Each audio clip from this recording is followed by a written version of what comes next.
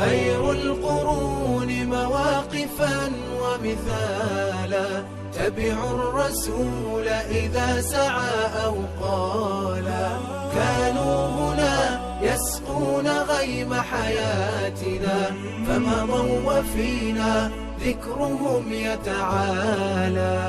نحمده ونصلي على رسوله الكريم اما بعد. محترم سامعین، السلام علیکم ورحمۃ اللہ وبرکاتہ. آج کی ویڈیو ابان بن سعید رضی اللہ عنہ کے احوال اور تعارف میں ہے.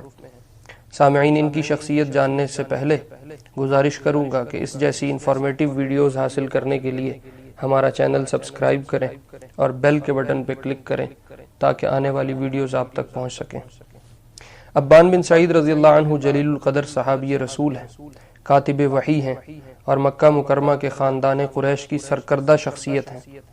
ان کا سلسلہ نسب 5ویں پشت پر حضور علیہ السلام سے عبد مناف پہ جا کے ملتا ہے. والد کا نام ابو احیحہ ہے، جن کے 8 بیٹے تھے. احیحہ فجار کی جنگ میں قتل ہو گیا. عاص حضرت علی کے ہاتھوں بدر میں قتل ہوا اور عبیدہ زبیر بن عوام کے ہاتھوں بدر میں قتل ہوا، اور باقی کے 5 مسلمان ہوئے اور حضور علیہ السلام کی صحبت بھی اٹھائی اور صحابی بنے. اسلام لانے سے قبل ابان بھی دوسرے اہل خاندان کی طرح حضرت صلی اللہ علیہ وسلم اور مسلمانوں کے خلاف تھے. چنانچہ جب ان کے بھائی خالد اور عمر مسلمان ہوئے تو ابان نے اشعار میں اظہار ناراضگی کیا، جس کا ایک شعر تھا کہ الا لیت میتن بالضریبۃ شاہد لما یفتری فی الدین عمر و خالد. کاش ضریبہ میں موت کی نیند سونے والا دیکھے کہ عمر اور خالد نے دین میں کیا افترا کیا ہے. یہ ضریبہ میں سونے والے سے مراد ان کے والد ہیں ابو احیحہ، جو مقام ضریبہ میں دفن ہیں.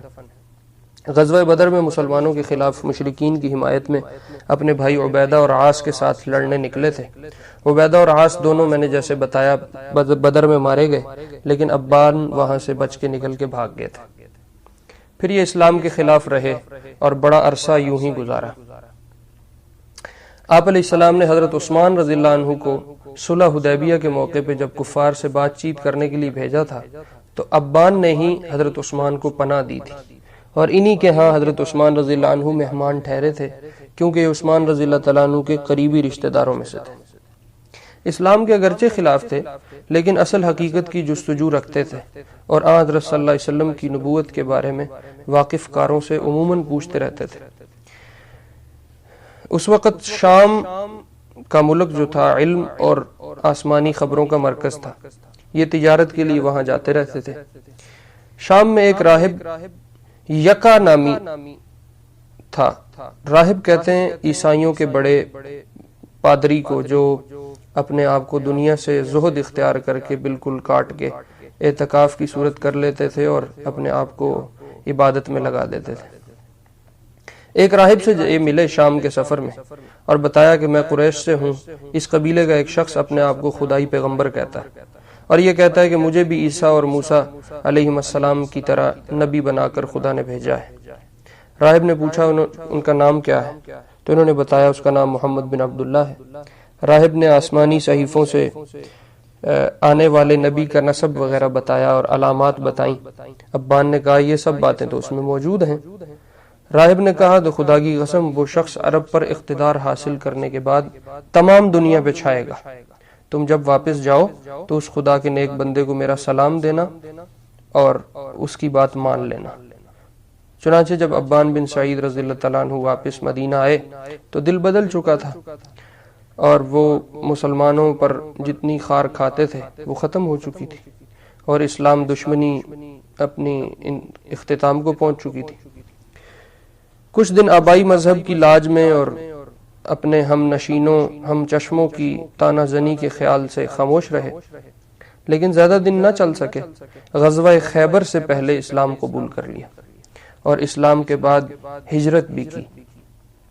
ان کی مبارک خدمات میں سے ایک تو یہ ہے کہ ابان بن سعید رضی اللہ تعالیٰ عنہ ان صحابہ کرام میں سے ہیں جن کو دربار رسالت مآب صلی اللہ علیہ وسلم میں 12 کتابت کا شرف حاصل ہوا ہے. اس لیے کہ کتابت وہاں کی وحی کا لکھنا تھا، جو وحی اترتی تھی حضور علیہ السلام وہ لکھوایا کرتے تھے. اور یہ آنے والی قیامت کی صبح تک قرآن لکھے جانے کی بنیاد تھی۔ دوسرا، حضرت صلی اللہ علیہ وسلم نے انہیں ایک سریہ میں امیر بنا کر نجد کی طرف بھیجا تھا۔ وہیں سے واپس ہوئے تو خیبر فتح ہو چکا تھا۔ اس کے علاوہ بھی کچھ سرایہ میں ان کو حضور علیہ السلام نے امارت دی تھی۔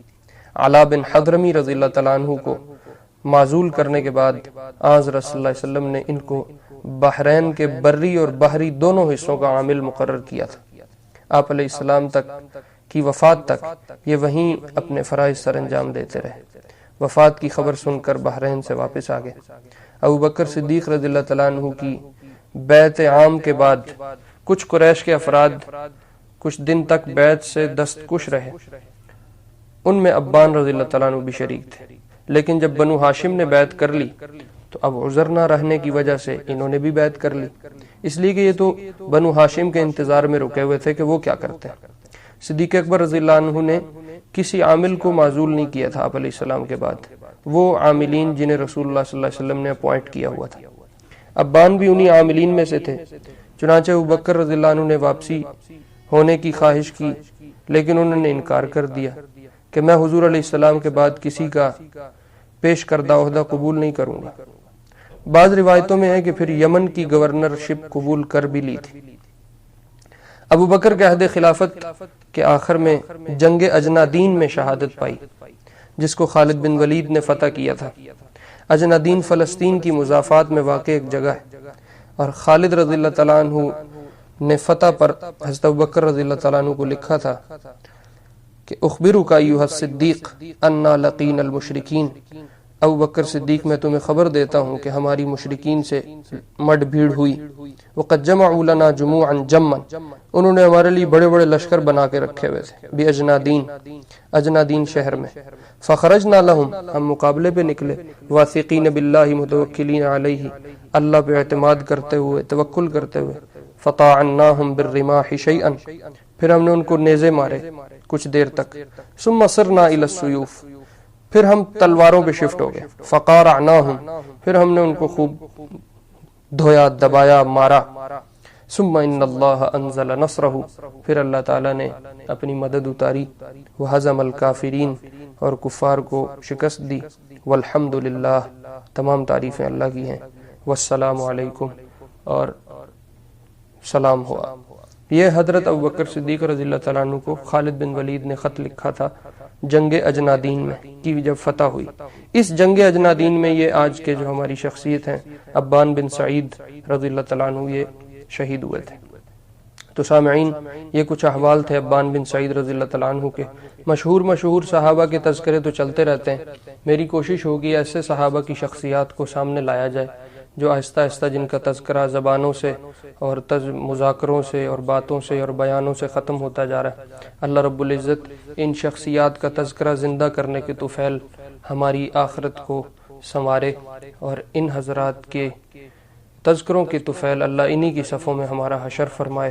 خود بھی ایسے صحابہ کی تذکرے سنتے رہیں اور لوگوں سے بھی شیئر کرتے رہیں تاکہ لوگ بھی سنیں، اور اس خیر کے سلسلے میں خود بھی حصہ ڈالیں، اوروں کو بھی اس پہ لانے کی کوشش کریں۔ آخر دعوانا ان الحمد للہ رب العالمین۔ قدوة للسالك أقمار ليل حالك، هم قدوة للسالك أقمار ليل حالك، تنجي من المهالك، وهم منارات الوفا تنجي من المهالك، وهم منارات الوفا